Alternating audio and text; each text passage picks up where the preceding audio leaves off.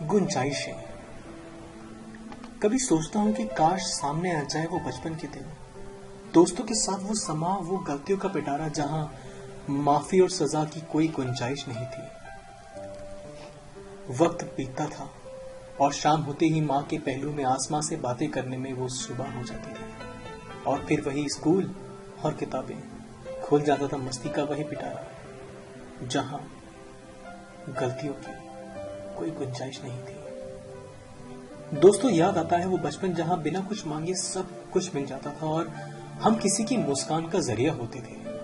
कभी कभी तो गलती करने पर माँ का आंचल बचा लेता था, तो कभी पापा के सबसे सुंदर खिलौना बाजार से लाके देते थे।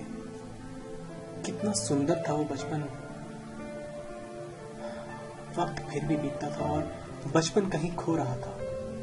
दोस्तों की जगह किताबें ले चुकी थी और मस्ती एक कंपटीशन नाम के दरवाजे पर हमारा रोज इंतजार करती थी। दुनिया धक्का मार के और मस्ती का दरवाजा बंद कर देती थी, क्योंकि अब यहाँ माफियों का पिटारा खुल चुका था।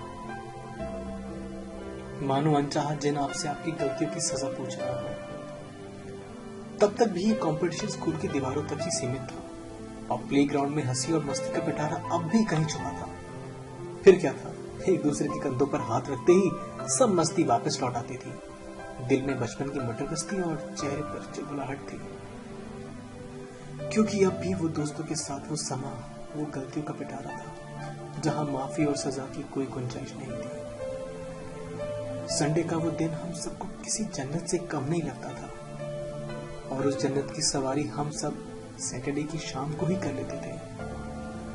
उस जन्नत की सवारी में हम सब क्रिकेट, खो खो, छुपन छुपाई, पकड़म पकड़ाई जैसे कई सारे मीठे लम्हे रख लेते थे, और एक एक करके वो सब एक नई दुनिया में बदल जाते थे। वक्त बदलने लगा दोस्तों, और वो मीठे लम्हे उस जिन ने समेट कर अपने चिराग में बंद कर लिए थे, जहां माफी और सजाओं का पिटारा खुलने लगा था। माँ का आंचल अब होमवर्क्स में और पापा के दिए खिलौने अब सलाह और डांट में बदल चुके थे। बड़े भाई बहन तब आपको सबसे बचा लेते थे और प्यार से हर उस डांट को चॉकलेट से बदल देते थे। चेहरे पर मुस्कुराहट और फिर से वही मस्ती का पिटारा था जो सिर्फ आप और हम जानते हैं। हर लम्हा बीतने लगा और जैसे मानो कि घड़ी के कितने कांटे एक दूसरे से रेस में लगे हुए, बस भागते जाते थे, और हम भी उस रेस का हिस्सा बनने लगे थे। दीवारों पर बनी ड्राइंग सब A4 साइज की शीट में सिमट चुकी थी। सपनों में देखे हजारों रंग 12 क्रेयॉन्स में बदल चुके थे। सपनों को कागज पर उतारा तो सबने कहा कि तुम्हारे रंग आउटलाइन से बाहर जा रहे हैं। किसी ने ये ना समझा कि हम बचपन भूलते जा रहे हैं। कागज पर रंग भरते भरते मस्ती के रंग कहीं गायब हो रहे थे और दोस्तों की दोस्ती हाथ से छूट रही थी।